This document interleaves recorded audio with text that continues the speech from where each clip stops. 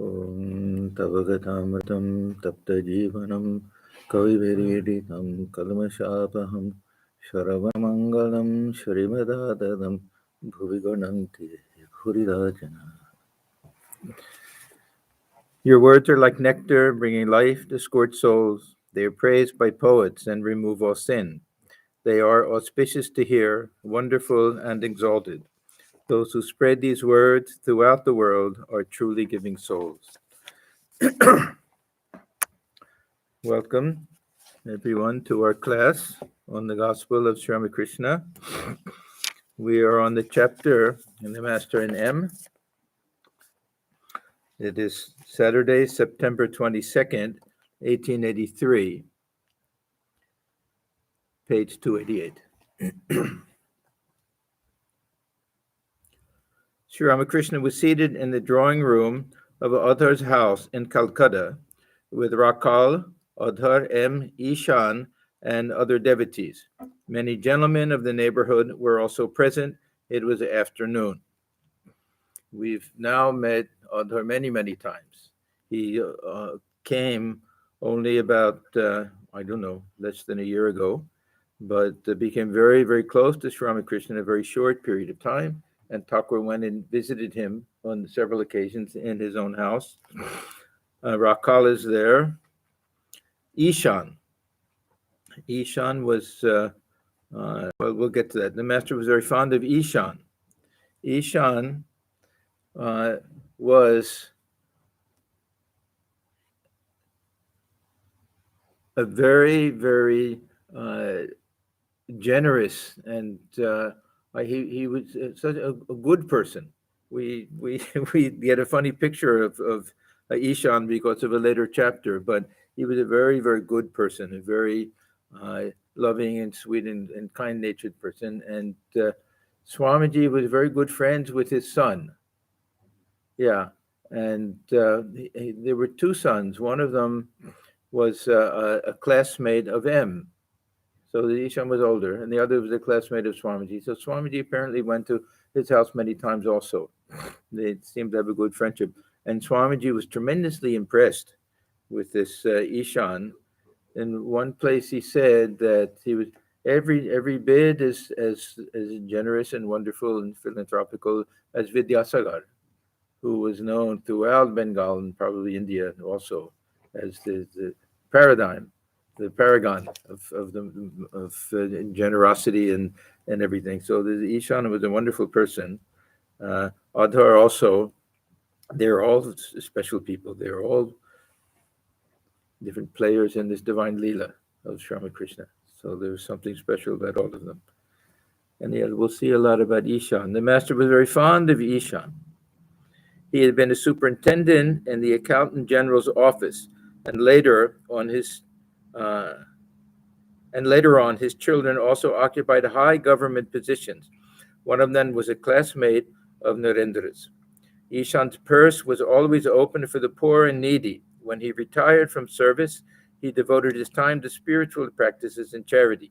He often visited Sri Ramakrishna at Dakshineswar. So he would have been older than Sri Ramakrishna. I tried to find out when he was born. I didn't see. Did anybody? Sadhu Bhai, do you know? But he outlived Sri Ramakrishna. He passed away in 1898. Huh? It says in the, I was reading a little bit about him.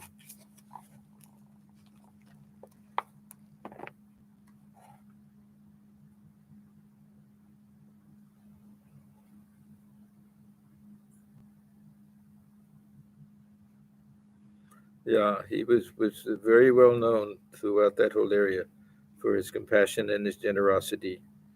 And he went very often to Sri Ramakrishna, and his life underwent a great change after meeting him. And it says that, during Swamiji's wandering period, he stayed in Gazipur with the older son, Satish Chandra, for some time. Anyhow, he was a very wonderful person. He gets a terrible scolding later. There's a whole chapter. But it's very interesting. I didn't realize it. It's very interesting that Thakur is giving him instructions now that he won't follow a year from now. That because there's a lot about Ishan here. This is 1883, but the chapter advice to Ishan, it comes much later, and it's about a year after this also. Master to Ishan, please tell us the story of the boy who posted the letter. Ishan with a smile. A boy once heard that God is our creator, so he wrote a letter to God, setting forth his prayers, and posted it. The address he put on the envelope was heaven. Master with a smile. Did you hear that story? One succeeds in spiritual life when one develops a faith like that boy's. To Ishan. Tell us also about the renunciation of activities. Ishan. After the attainment of God, religious duties such as the Sandhya drop away. One day, some people were sitting on the bank of the Ganges performing the Sandhya, but one of them abstained from it. On being asked the reason, he said, I am observing a shocha. A shoch, this is that period after, very often after death in the family. Here it's going to be death. I think it can also be birth of a child. Anyhow, after death, where they're considered to be impure, or at least they're not supposed to go into a temple or something for 12 days because they've had contact with a dead body, something like that. We don't follow these things. The Orthodox people follow them. Yeah. There was one instance that we know of when Keshav's relative had died. Who was it? Remember? And everyone thought that he won't come to see Sri Ramakrishna that day. And he said, no, how can I miss seeing him? He came anyhow, but he ate separately from the others. So there's a shoch. So this is on being asked the reason why he didn't perform Sandhya. He said, I am observing a shoch. I cannot perform the Sandhya ceremony. In my case, the defilement is due to both a birth and a death. My mother, ignorance, is dead, and my son, self-knowledge, has been born. Master, tell us also how caste distinctions drop away when one attains self-knowledge. Ishan. Shankaracharya was once climbing the steps after finishing his bath in the Ganges, when he saw just in front of him an untouchable who had a pack of dogs with him. You have touched me, said Shankara. Revered sir, said the pariah, I have not touched you, nor have you touched me. The self is the inner ruler of all beings and cannot be contaminated. Is there any difference between the sun's reflection in wine and its reflection in the Ganges? Now, we have these stories about Shankaracharya that I don't know where they come from exactly. Many of them are with reference to the different hymns that he composed. Say the Bhaja Govindam, we have the whole story about there was an old man sitting by the banks of the Ganges reciting the Panani rules. And he took pity on him and he composed it. So these stories, I think, were maybe a little bit made up. I doubt it very much. We assume Shankaracharya was, at this point, fully God-realized soul. He's not going to be so caste-ridden and everything. We think. Anyhow, these are stories that come along with it. We hope. Yeah, we hope. That was Swami Mahayogananda. Everybody, he's here. No, good.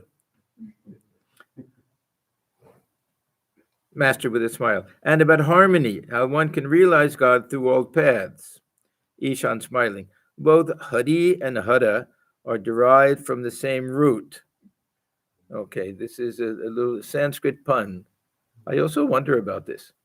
From the same root, we get the followers of Hara, Shiva, and the followers of Hari, the Vishnu. Don't always get along, but the same. In fact, I've heard that Hardwar, that the followers of Shiva like to say the Haridwar, and the followers of Vishnu Haridwar. Anyhow, the same place. So the same Sanskrit root, to take away, but one becomes a Hara and one becomes Hari. So one refers to. So the difference is only in the pratyaya. Pratyaya is some operation that takes place to change a Sanskrit root into a regular word. But It also means faith in Bengali. So the difference is only in the faith. So this is an interesting little thing. Both the Hari and Hara are derived from the same root. The difference is only in the pratyaya, the two footnotes. The root Hari, from which both words are derived. Further, Hari and Hara are two manifestations of the same Godhead. Hari is the name of Vishnu, the ideal deity of the Vaishnavas, and Hara, a name of Shiva, the ideal deity of the Shaivas. There's a pun on the word pratyaya, which means both faith and inflection. That means some Sanskrit grammatical operation is taking place. Master, and please tell us also how the heart of a sadhu is the greatest of all. It's like they rehearsed this thing before. Because there must have been other times when he told all these things. Thakur had that habit.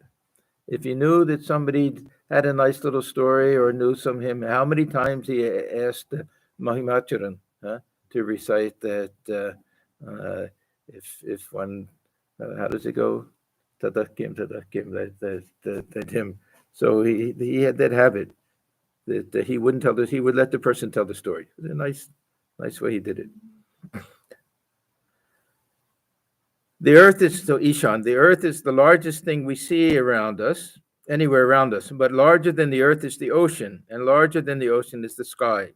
But Vishnu, the Godhead, has covered earth, sky, and the netherworld with one of his feet, and that foot of Vishnu is enshrined in the sadhu's heart. Therefore, the heart of a holy man is the greatest of all. The devotees were delighted with Ishan's words. Now we're going to get a little background, which will help us understand this later chapter, advice to Ishan. Ishan intended to retire to a solitary place and practice a special discipline of the Gayatri through which Brahman is evoked. This is called Puruscharan. And the way it's usually done is one will take a vow to start on New Moon Day and increase the number of japa until it reaches a full moon and then go back down again. Or Jan does that. Did you know that? Yeah. See, it was not within Gayatri or anything, but so this is the habit that gradually increase it and then bring it down again, and then we've passed that month. But the master said, so anyhow, this is of the Gayatri. So this Gayatri, of course, this Ishan is a Brahmin, so he'll already have been initiated into that and have the sacred thread and everything. But this is a Vedic ritual, and Thakur, for some reason,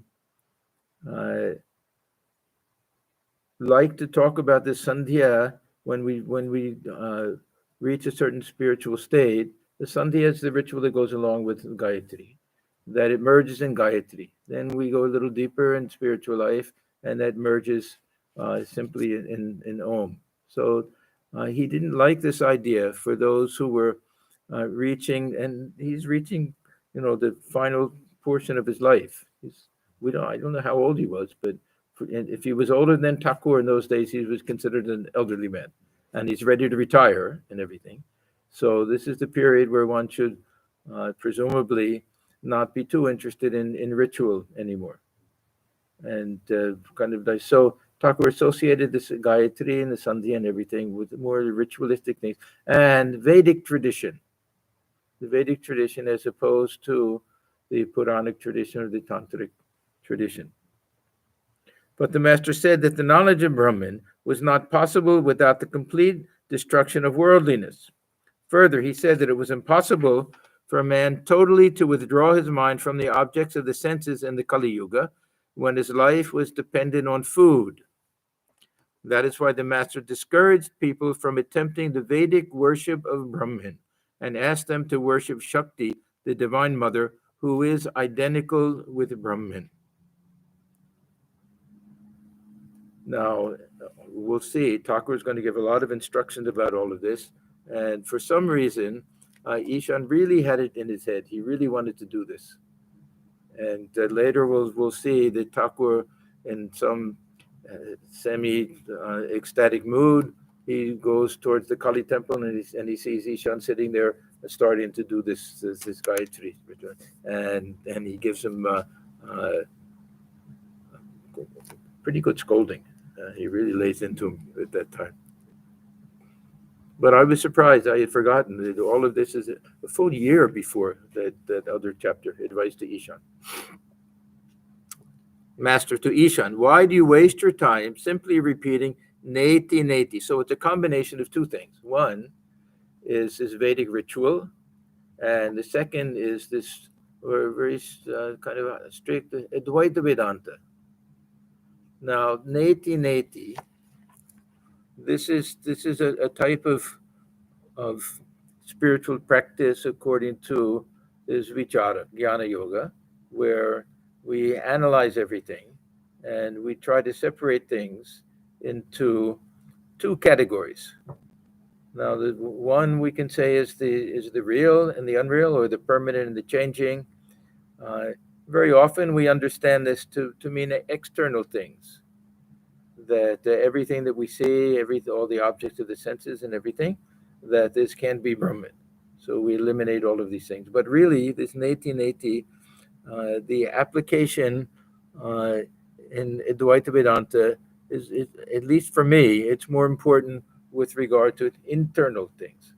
So we analyze what is the real nature of the self, and we say, is it the body?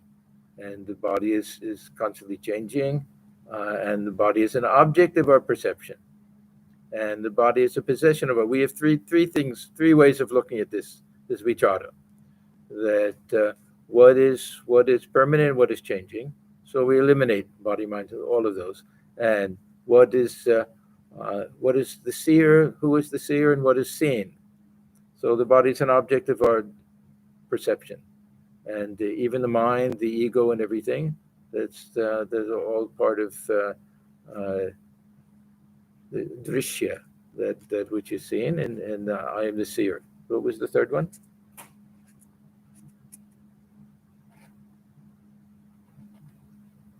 What's permanent, what's impermanent, the seer and the seen, and who is the possessor and what is the possessed. So if we say that I have a body, I can't be the body. I have a mind, I'm not the mind. I have an ego, I am not the ego. I'm the possessor of these. Three different ways of practicing this type of neti neti. Now, Thakur, his objection is not to this neti neti. He in fact, he says that this is a type of spiritual practice.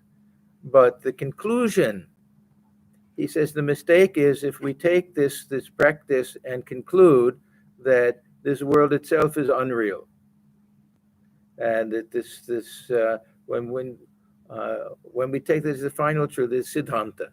He says it's not the siddhanta, that this is part of sadhana, or spiritual practice, that we shouldn't take this as a conclusion that there are two things in this world, one is real and one is unreal. There's only one thing, there's only the real.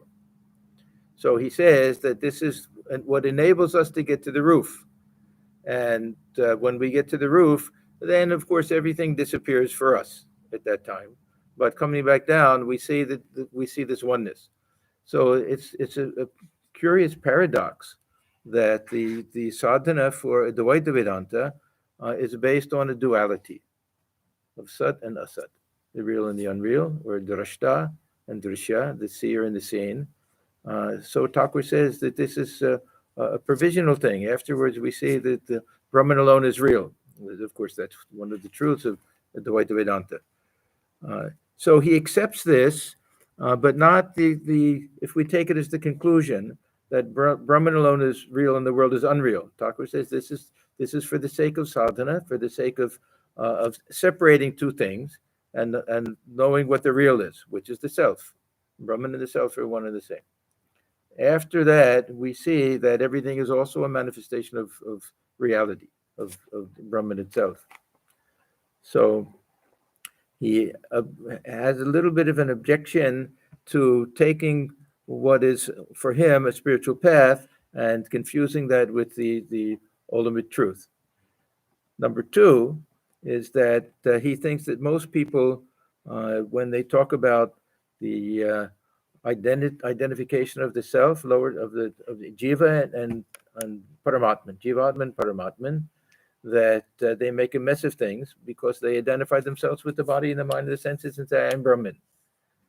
And the other thing is that it requires a tremendous amount of vairagya, dispassion, renunciation, lack of interest in things of the world, freedom from desires, all sorts of things as a preliminary before the practice of Advaita Vedanta. So the path of Jnana Yoga has a lot of adhikara to it. Whereas the path of devotion, we just have to be sincere. That's all. Be sincere and try to lead a good life. But for Jnana Yoga, we have to have a very sharp intellect and a very strong feeling of detachment from the world. These are two essential things.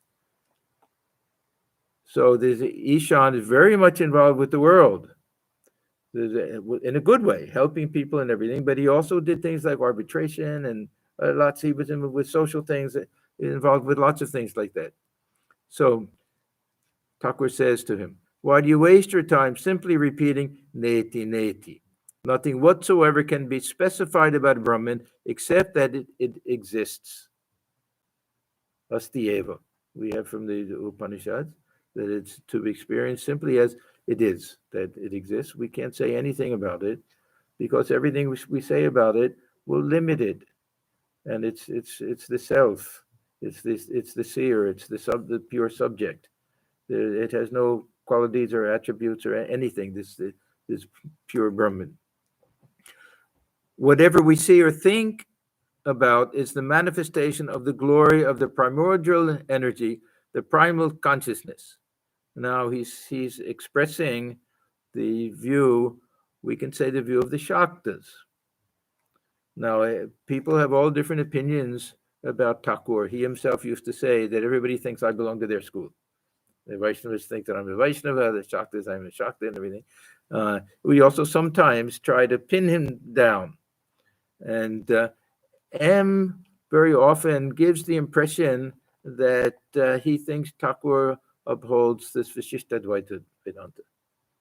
And the little headings will be, and Thakur does give those teachings, but Thakur never teaches these things as a doctrine. Everything is a path for him. We know that.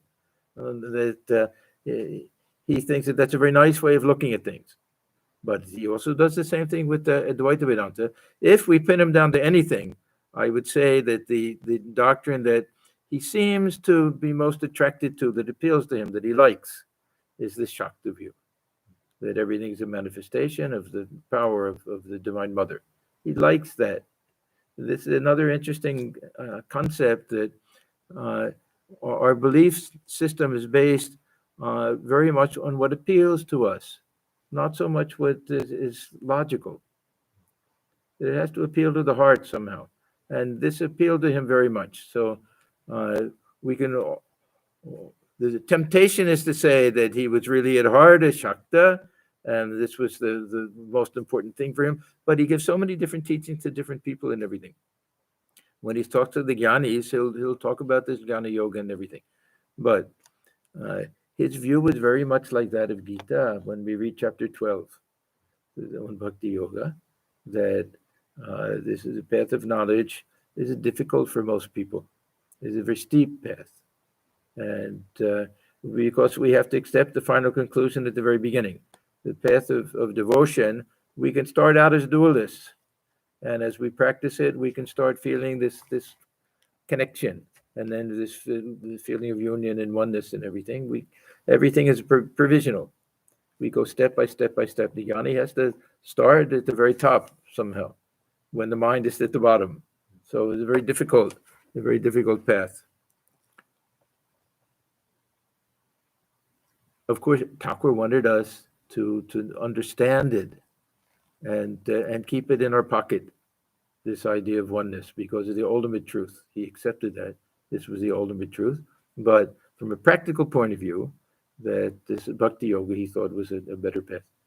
I mentioned a couple of times this beautiful statement by Swami Atmajnanananda, that we are Advaita Vadins, but Dvaita Karins.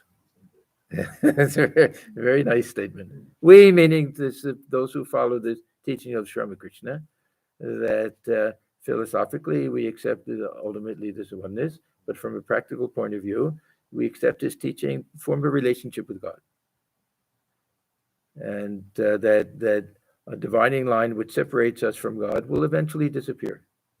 It's the stick on water now; it'll be like a line on water later. So this is a dualistic path superimposed on a non-dualistic understanding of things. A very nice idea. So sometimes they say Jnanamisra Bhakti. They give different ways of explaining. But really, we can't pigeonhole Sri Ramakrishna. He appreciated all of these different paths, very much appreciated all of the dualistic bhavas, different types of sadhana, and practiced all of them. He really appreciated them and taught them and emphasized so much. At the same time, he loved this idea of qualified non-dualism. Every time he gives the example of the belt fruit, that the inside, the flesh is the essential portion, but unless you count the seeds, that'll be the individual jivas, and the outer shell, you won't get the full weight. So he loved that idea. And then he said everything ends in oneness. Ultimately, that there's only one sun. Each jiva is just a reflection. Advaita Vedanta. So he accepted all of them. His ideal was Hanuman. That when I think of myself as the body, then I think you're the Lord and I'm your servant. When I think of myself as a jiva, then you're the whole and I'm a part. When I think of myself as Atman, then you and I are one and the same. So that was really one of the statements that he liked very much. So he starts out with Ishan. Don't waste your time with all of this neti. That is not a path for you. There's nothing wrong with it and everything, but your stage of life, now is the time to put your heart and soul into calling on God and try to follow these other paths. Somebody was asking me about the Swami Dhireshanandaji. Dhireshanandaji, he was a great Advaitin of our order, disciple of Mahapurush Maharaj. And I was fortunate, I met him towards the end of his life. And I also read, if you read this second volume, the Prachin Sadhu Kotha, the second volume, a long section about him. At the very end of his life, he was asked about all this Advaita Vedanta. He said, no, now all I care is to sit here and repeat the name of God. That's all. And when I met him, he was very sweet and loving. Before that, he was known to be very staunch Advaita Vedanta. So people change sometimes at the end also. So whatever we see or think about is the manifestation of the glory of the primordial energy, the primal consciousness. Creation, preservation, and destruction, living beings and the universe, and further meditation and the meditator, bhakti and prema. All these are manifestations of the glory of that power, Aishwarya. There's another way of just saying that this Maya is not some veil of ignorance hovering over Brahman, but the actual power that belongs to Brahman. A different way of looking at it. It serves the same purpose. Is a way of understanding how this infinite absolute reality can somehow manifest as the universe. That there has to be something which will trigger this change, which will allow it to not remain simply as an unmanifest infinite Brahman, and turn it into Ishvara, turn it into the Saguna Brahman or Divine Mother. Divine Mother is really this Brahman in both Nirguna and Saguna form. That's what Thakur means by when he talks about the Divine Mother. Of course, this overlay of the sweetness of the motherhood is also there, but from a philosophical point of view. But Brahman is identical with its power. So Brahman and Shakti are abhed. This is one of the statements that Thakur makes over and over and over again. And this has, again, this is a very subtle point, but it has two different meanings. That sometimes he'll talk about inseparable, that we can't separate the power of Brahman from Brahman itself. So that point is indistinguishable, inseparable. Other times he'll say Brahman and Shakti are one. They're not two different things. That's a slightly different. That's Nirguna Brahman and Saguna Brahman. They're not two different things. So if we talk about the woman and the mother, the power that the woman has to give birth to a child is inseparable from the woman. But when she becomes a mother, the mother and the woman are one. They're not two different people. They're one and the same person. So we use it in both terms. Sometimes Shakti means the power. Sometimes Shakti means divine mother. Shakti means Brahman together with its power. But Brahman is identical with its power. When returning from Ceylon, Hanuman praised Rama, saying, "O Rama, you are the supreme Brahman, and Sita is your Shakti." Even in Vaishnava tradition, they accept this idea with that Radha is the Shakti of Krishna, from the symbolic, allegorical way of putting it. You and she are identical. Brahman and Shakti are like the snake and its wriggling motion. Okay, so now we're talking about the quality of that belongs to the substance and attribute. Thinking of the snake, one must think of the wriggling motion. And thinking of its wriggling motion, one must think of the snake. Or they're like what milk and its whiteness. Thinking of milk, one has to think of its color, that is whiteness. And thinking of the whiteness of milk, one has to think of milk itself. Or they're like water and its wetness. Thinking of water, one has to think of its wetness. And thinking of the wetness of water, one has to think of water. Now, how does this apply to consciousness itself? Thinking of consciousness, we have to understand that it has this power of projection. So if we think of the power that an individual has to project a dream, that power is there. It's always there. It's not always manifest.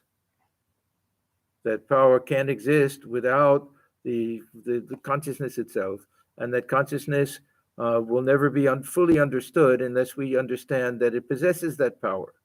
Sometimes manifest, sometimes dormant. That's all. So otherwise, if we accept this idea of consciousness just as pure consciousness, nothing else to it, we can't explain anything. There has to be something. There has to be either we bring in this concept of Maya, or we bring in this concept of Shakti. There has to be something.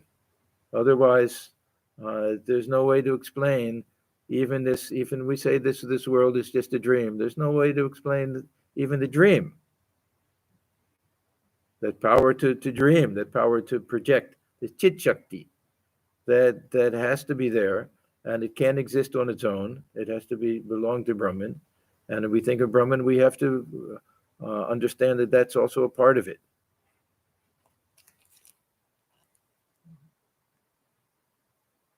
The primal power, Mahamaya. So now, when he says the primal power, he means Brahman together with its primal power, Mahamaya. Okay, no, I take it back. Now we're going to talk about this somehow this Advaitic idea of Maya is a little bit divorced from Brahman itself. It doesn't exist separate, but it's not part of it. So he says it has covered Brahman. These are very, very strange concepts. This Advaita Vedanta, when it comes to cosmology, they don't have an easier time of it than anybody else. The Advaitins can't really explain it. Nobody can really explain it. But they have to bring in this idea that somehow this Mahamaya, this will be that avidya or ajnana from the cosmic point of view. So we can say Mahamaya and Maya. This Maya covers us, but the Mahamaya covers Brahman itself. Because Brahman itself is the one who's forgetting everything. Brahman has entered into every body. So Brahman itself has to forget itself and then get identified with this. Then we can say, now I am the one who's covered with this ignorance. I fail to understand the real nature of the self. But it all starts with Brahman. Now we can say, how can Brahman be covered with ignorance? How can it be connected with ignorance? then they'll say, well, this is really just Brahman is unaffected by all of this. It's very hard. It's very tricky stuff. I think that it has its defects. I don't know what to say. It's a defective philosophy, but all of them. Sankhya looks better, right? For us. Sankhya looks better, but then how do they explain the existence of this nature and everything? Where did it come from? We keep saying, well, it just was always there. It happened before and before and before and before. They also have a problem. Everybody has a problem. Somehow the dualist who simply says, oh, well, God created it. Huh? They can say, okay, then no problem. God just did it. How could he do it? God is God. God can do anything. But it's not very scientific, not very appealing to somebody who likes to really rely on a logical explanation. There's no logical explanation. In fact, this theory of Maya is another way of saying there's no logical explanation. When we say due to Maya, that means it's inscrutable. But because this Maya can disappear, then we don't have to worry about where it came from, because it's not real if it doesn't continue to exist. Little bit of philosophical sleight of hand, a little bit, but it has its own logic to it. How do they explain away the storing? How can they finite cover infinite?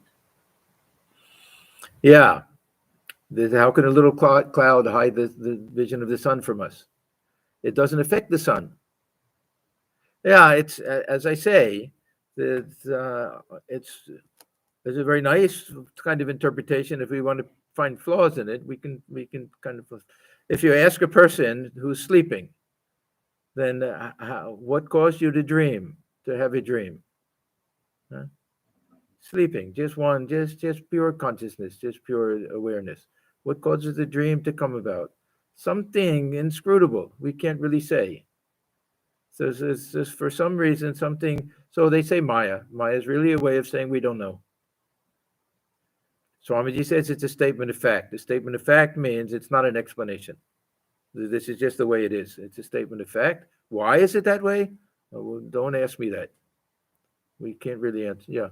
So the Avara and Vikshepa Shakti are a part of Mahamaya? Or These are the two Shaktis that are connected with Maya. Now, the real, very, very, very strict Advaitic position will not like to identify Maya with Shakti.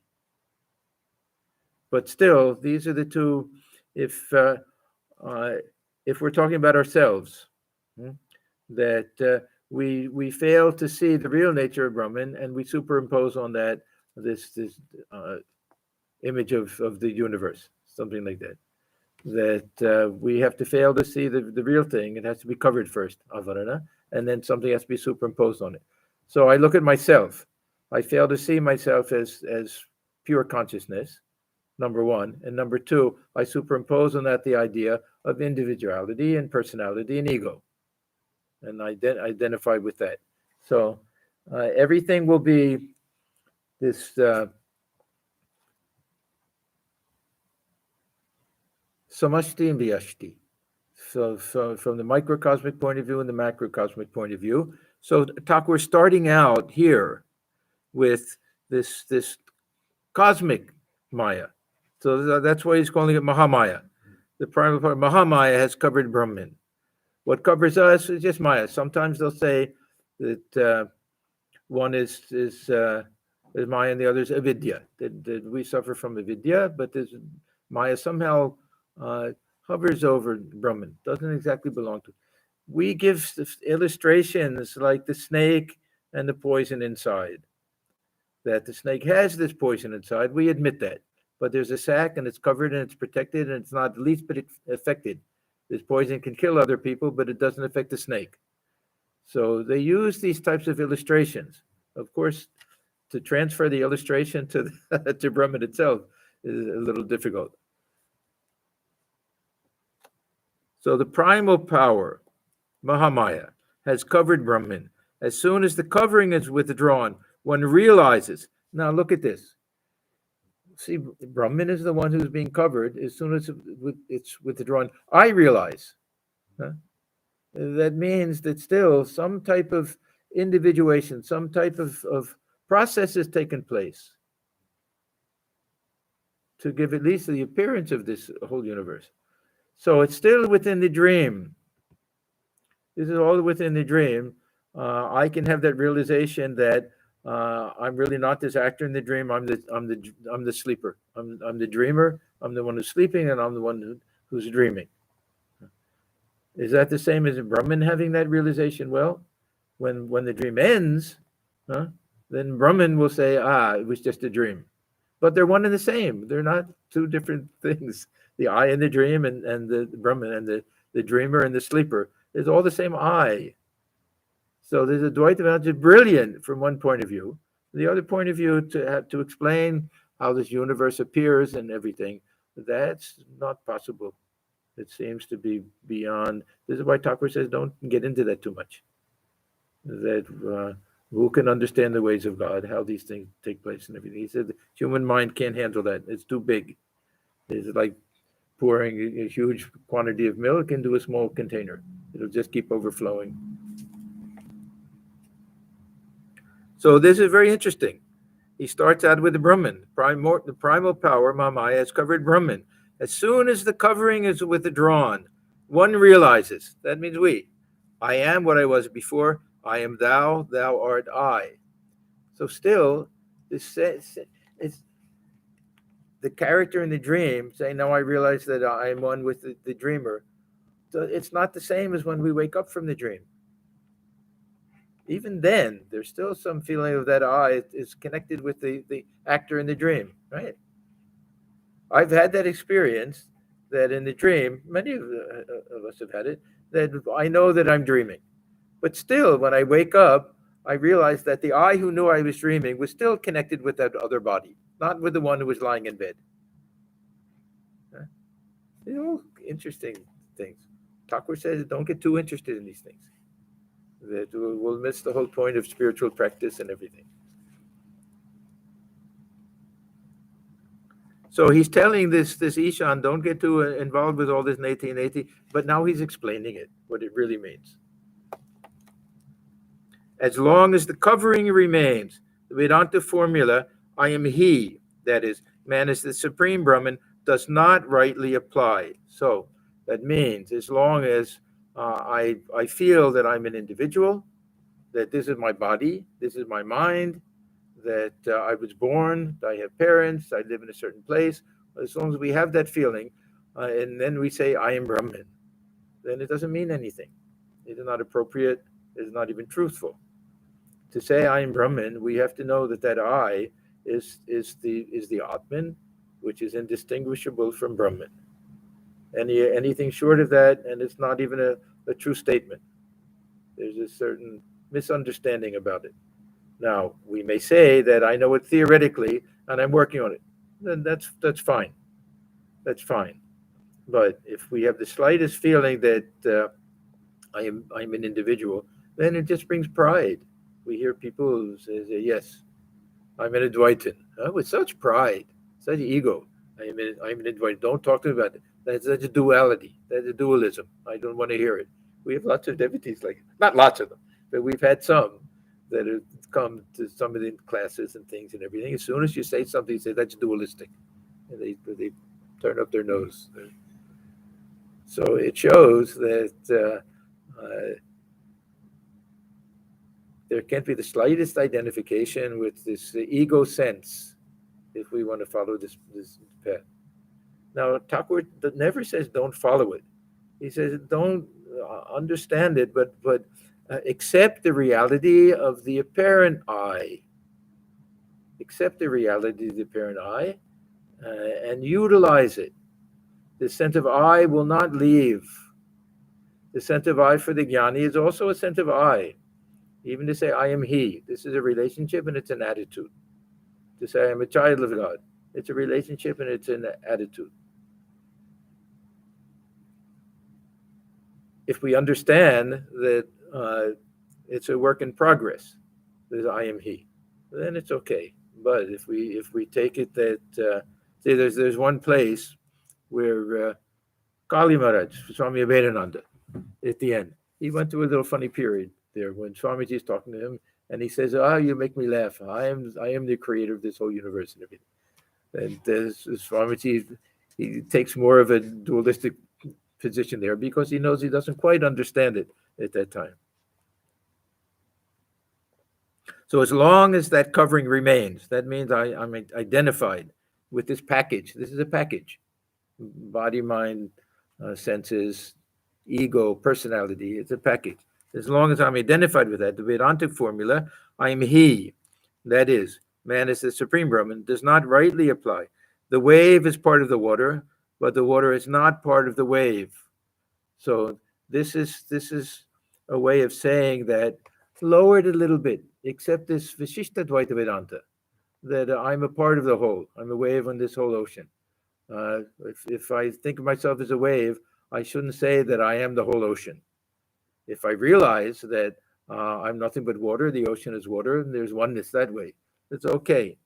But for most of us, we're identified with a wave, then we feel that this is good enough, that I dwell in God, I rest on God, like the wave on the ocean. And there's a union, there's a certain type of oneness, but as soon as I feel connected with this wave, identified with the wave, then it's part to the whole.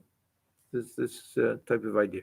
There's one of Shankaracharya's hymns. He even uses this illustration that the wave belongs to the Ganga, and the Ganga not to the wave.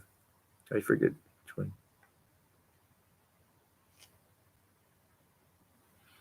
As long as that covering remains, one should call on God as mother. Now remember, he's telling all of this to Ishan, who's going to ignore him later and get the scolding. Addressing God, the devotee should say, "Thou art the mother, and I am thy child.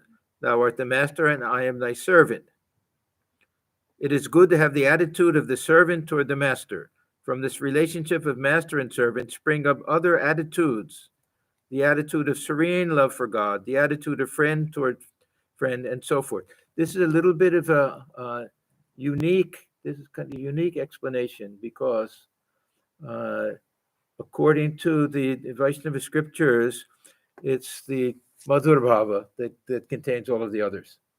This is a very, very interesting statement. Thakur is now saying that there's a Dasya Bhava.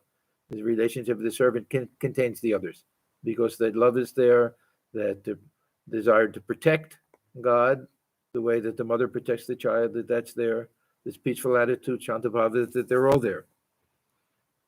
See, we say about people who've read the gospel for so many years, every once in a while, they'll read something they never noticed before. I never noticed this before. That's interesting. Yeah. So this, from the relationship of servant and master, spring up other attitudes. The attitude of serene love for God, the Shanta Bhava. The attitude of a friend, Sakya Bhava, toward the friend, and so forth. When the master loves his servant, he may say to him, "Come, sit by my side. There is no difference between you and me." So this is Thakur's way of saying that there's an evolution to this dualistic relationship, that it will reach a point where we'll see where we'll end with oneness. He says every relationship ends in oneness. Every spiritual path ends in oneness. But we can start out through the dualistic type of practice.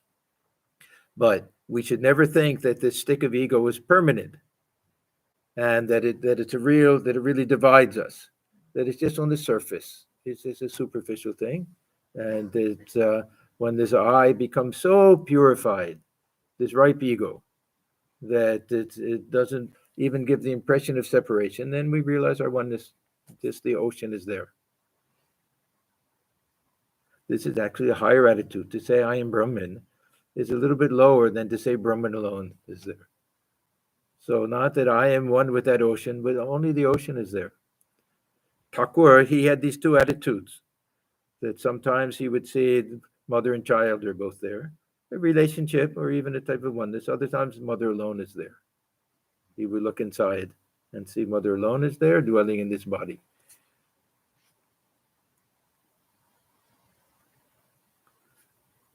So when the master loves his servant, he may say to him, "Come, sit by my side. There's no difference between you and me." But if the servant comes forward of his own own will to sit by the master, will not the master be angry? God's play on earth as an incarnation is the manifestation of the glory of the Chit Shakti, the divine power. So this Chit Shakti has this cosmic role. This is what projects the whole universe. But this is also some special manifestation. When we talk about the avatar, Dr. said that it's really not exactly a manifestation of Brahman, but a manifestation of the power of Brahman. There's a whole school of thought called Shakti Parinamavada, that this universe is not exactly a manifestation of Brahman, because Brahman is by definition unmanifest and beyond everything. But it's a manifestation of the power of Brahman, the power which belongs to Brahman. So the Shakti Parinamavada. So Thakur is also, but we have to remember that for him, Shakti and Brahman are one and the same. So it's not such a strong type of distinction.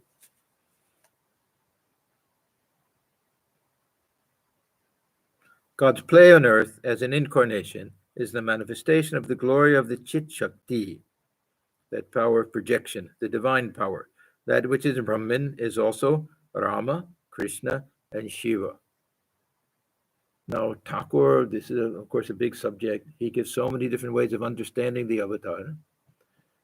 For those who don't like this kind of Puranic view, that God descends from heaven and takes human birth and everything, he has so many beautiful ways, like the hole in the wall through which we see the infinite absolute reality, so many beautiful ways of understanding it, or the wave, the huge wave, the steamship that goes down the middle of the river, and the wake is huge and it'll break the banks, and so many different ways of explaining it.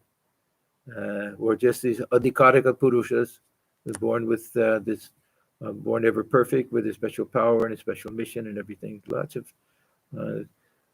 ways that even the jnanis can accept.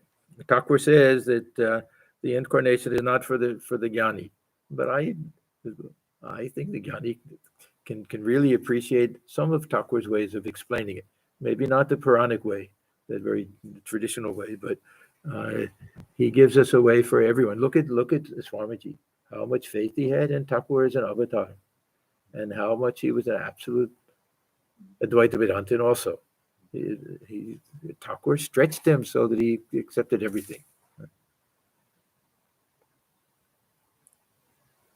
Ishan, yes, sir. Both Hari and Hara are derived from the same root. The difference lies only in the pratyaya. So back to that little story. Master, yes, there is only one without a second. So he never questions that ultimate truth of Advaita Vedanta, that everything is one, that whatever we see either is a manifestation of that one, or a projection out of that one, or identical to that one. When it comes to the individual self, then it's just pure consciousness. When it comes to everything else, then it's traced back to Brahman. The way the dream is traced back to the mind of the sleeping individual somehow. Yes, there's only one without a second. The Vedas speak of it as Om Satchidananda Brahma. The Puranas as Om Satchidananda Krishna, and the Tantra as Om Satchidananda Shiva. The Chit Shakti as Mahamaya has deluded all with ignorance. So this is such an interesting, of course, we take it in an allegorical sense, or explain as an allegory, such an interesting way of understanding that Brahman, like the spider, everything comes out of its own, comes out of it, and the Brahman goes and lives within that net. So Brahman creates this universe and dwells within it and forgets and identifies with each individual body. Is it logical? No, but there's nothing logical about this world. How it happens, and but we have the same thing with the dream. Every night we do the same thing, exactly the same thing. We create this universe. We enter into this universe. We have no idea that universe isn't 100% real. We do it every single night. I have this theory that because we can imagine this world without dreams, right? There's nothing essential about this waking state and everything. We could easily envision a world where we simply go to sleep and we wake up and we don't have any dreams, right? Any special reason that there has to be a dream? I have this theory that God gave us one clue. He said they'll never figure this out, this mystery out. Let me give them that one clue, that how this I can seem to manifest in a different body, so that they'll understand it's not tied to this body. So if we didn't have that one clue, then we wouldn't have anything to point to. Oh, I see, it is possible that the realize, the witness of all the three states of consciousness is not connected to any one particular body. So we get that by analysis of the dream state, the three states. So the Chit Shakti as Mahamaya has deluded all with ignorance. It is said in the Adhyatma Ramayana, Thakur loved that book, that when the Rishi saw Rama, they prayed to him in these words only, "O Rama, please do not delude us with your world bewitching Maya." Ishan, what is this Maya? Yeah, this is a slippery concept. Maya is that which allows the one to become the many, or to which allows the unmanifest to be manifest. We don't have a real definition that really tells us much. Is that inscrutable power which cannot be understood. There's a verse that I like very much, if I can remember it.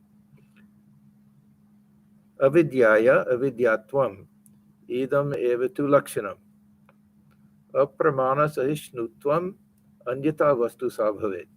This I don't know where it's from in the Vedanta Sada. It's in one of the footnotes. I like this very much. It's a nice verse. It says that avidyatvam, that the unintelligibility, the inability to be able to explain, is the main characteristic of Maya, of Vidya. So what is the characteristic of Vidya? That it's illogical. Huh? And then it says it doesn't bear the use of any pramana. A pramana saishnutum. It can't stand up to any pramana. The pramana is a way of deciding if something is real or not real. If we say, can it be seen? No, it can't be seen. Can it be understood? No, it can't. Can it be inferred? No, it can't. Can it be directly experienced? No. So if we analyze it, it disappears. Just like this ego, we analyze it, it disappears. Anyata vastu sabhavet. Otherwise, it would be something real. And they're not willing to accept this Maya as something real. It's not real, but it can't be denied, because we see the effects of it as this whole universe. It's a very slippery, tricky concept. Yeah. The philosophers have a field day with this idea of Maya. Very interesting thing. So now, what is this Maya? Master, he'll give a very interesting definition. He'll define it mostly from the point of view of the individual. As I say, we have the cosmic concept of Maya, which turns the Nirguna Brahman into some type of creator God, Ishvara. And then we suffer from it. We suffer from this failure to recognize our true nature, the false identification. Whatever you see, think, or hear is Maya. In a word, lust and gold, Kamini Kanchan. In a word, woman and gold is the covering of Maya. Now, what does that mean? That we're born, because we have these passions, then we are automatically connected with this body sense. This desire to enjoy. It won't be there unless I'm identified with the body and I'm identified with the mind. The real enjoyer for us is the mind. Everything is through the body, but it's the mind that enjoys things. So these are the fact. And why does it happen? We don't know. We're born with this. This is a natural thing. That everybody is born with the mind going out through the senses. Kathopanishad, the mind goes out through the senses.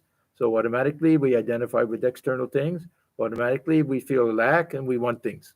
We want to enjoy. We want to bring things in. So this is our lust and greed and all of the different passions that we have. These are the passions or the things that hide our true nature from us, that make the mind outgoing and make us identify with external things. It's a very practical definition of Maya. And none of this this veiling power that hovers over Brahman. Now he's talking about from a very practical point of view. There's no harm in chewing betel leaf, eating fish, smoking, or rubbing the body with oil. He said all of the things that people, I'm going to be a spiritual person, I'll give up all of these things. He said, what good does it do if you still have this attachment? The attachment to lust and gold and all of these other things. What will one achieve by renouncing only these things? The one thing needful is the renunciation of lust and gold. That renunciation is the real and supreme renunciation. Householders should go into solitude now and then to practice spiritual discipline in order to cultivate devotion to God. So we can get rid of this attachment through devotion, through having the spiritual attitude. We adopt this relationship with God, say, I'm a child of God. That means that I'm no longer thinking of myself as a child of my biological parents. Child of the Divine Mother means I'm thinking of myself as spirit. Mother is spirit. So that will also cut this type of false identification. They should renounce mentally. So the householder should not think that, no, I have to give up everything, sell the house, go to the forest, join a monastery, anything like that. But the sannyasi should renounce both mentally and physically. I once said to Keshav, how can a typhoid patient be cured if he remains in a room where a pitcher of water and a jar of pickles are kept? Yeah, the typhoid patients are not supposed to drink water. Is that the thing? That's so true. Anyhow, that's the folk tale. Anyhow, that was the belief. So what he's saying is that if we're somewhere that we see things that'll make the mouth water, and make us thirsty for something like that. He says we should live in solitude. We should remove ourselves from temptation. This is the main point. The sannyasi is supposed to do it in a very strict sense, the householder as far as possible. Now and then one should live in solitude. Okay, then the conversation changes a little bit. So we can stop here. This is a very interesting section here. He starts out by telling him, forget about this in 1880, and then gives his brilliant explanation of the real meaning of 1880 and the path of Jnana Yoga and everything, and the difficulty involved in it, and the helpful nature of utilizing this sense of I, which is an obstacle in the path of Jnana Yoga, and a help in the path of devotion. It's a very nice way of explaining it. I always find this very curious, that the things that are obstacles in the path of knowledge are helpful in the path of devotion. Say name and form. We have to give up name and form. These are the two things we hold on to in the path of devotion, the name and form. There are a lot of things like that. So, okay, any final questions or anything? Yes, Karen. Did you say live in solitude? That would be right. This is from time to time. He says, from time to time, I'll go into solitude, and sometimes he'll say, if you can do it 6 months, you can do it, or 6 weeks, or 3 weeks, or 3 days, or 1 day, as much as possible. But yes, there's a tremendous value to living in solitude. We can go very deep in our spiritual practice, and we don't have any disturbances from outside things, and we can lose the sense of being a physical person. Even we can really start thinking of ourselves in terms of just that pure awareness that there's nobody to look at me as a person. I lose that feeling of being a physical body, and I feel myself to be consciousness. So solitude is a very wonderful practice. Yeah, no doubt. Okay, and we'll stop here. Om Niranjanam Nityamanandarupam Bhaktanukham Bhaturavikraham Vai Ishavataram Varanishamityam Tam Ramakrishnam Shirasa Namah. We bow our heads before Sri Ramakrishna, who is stainless, of infinite nature, whose heart melts in sympathy for his devotees, who is an embodiment of the divine and the Supreme Lord, and ever worthy of our worship. Om Shanti, Shanti, Shanti. Peace, peace, peace be unto all.